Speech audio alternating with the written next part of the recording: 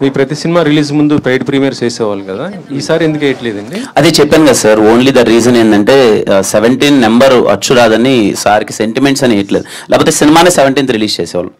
I really wanted ఈ సినిమాకి, ఎందుకంటే మీకు తెలియదు ఏం కదా సార్, ఇప్పుడున్న సినిమాల్లో మనం సినిమా మీద కాన్ఫిడెంట్గా ఉంటే ప్రీమియర్ చేస్తే నెక్స్ట్ డే ఓపెనింగ్స్ కూడా అలా ఉంటాయి సినిమాకి. బికాజ్ ఇప్పుడున్న దాంట్లో సినిమా పీపుల్ ఆర్ వెయిటింగ్, ఒకసారి ఎలా ఉంటుందో చూసి చూద్దామని ఒక ప్రాసెస్ అన్నది ఒకటి ఉంటుంది. బట్ ఆ నెంబర్ 17 అనేది వద్దు అన్నందుకు రాజేష్ గారి సెంటిమెంట్ కొద్దీ లేదు అని అంతే. 4 సినిమాలు రిలీజ్ అయ్యాయి, 3 సినిమాలు రిలీజ్ అయ్యాయి, ఇప్పుడు 4వ రిలీజ్ కాబోతుంది.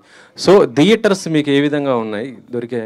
లేదు సార్, చాలా మంచి రిలీజ్ సార్ సినిమా, చాలా మంచి రిలీజ్ సార్. అంతా మొన్న ఒక ఈవెంట్లో మన బన్నీవాస్ గారు ఏమన్నారంటే book my show negative reviews ఇస్తుందంటారు, దానిపైన మీ కామెంట్ ఏంటి అసలు? అంటే మీ సినిమాకి ఏ విధంగా ఉంటుంది ఏంటి, గతంలో సినిమాలు కానీ ఇప్పుడు కానీ ఎట్లా book my show?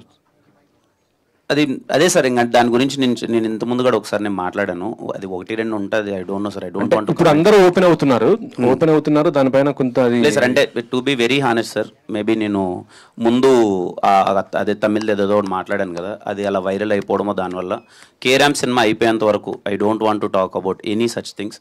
I want to talk about carrom cinema ఏంటి, ఎంతవరకు ఎంటర్టైన్ అవుతుంది అనే దాని గురించే మాట్లాడదాం అనుకున్నాను sir. I hope you understand. Thank you sir. Okay, యుక్తి హియర్, ఇటు చూడండి.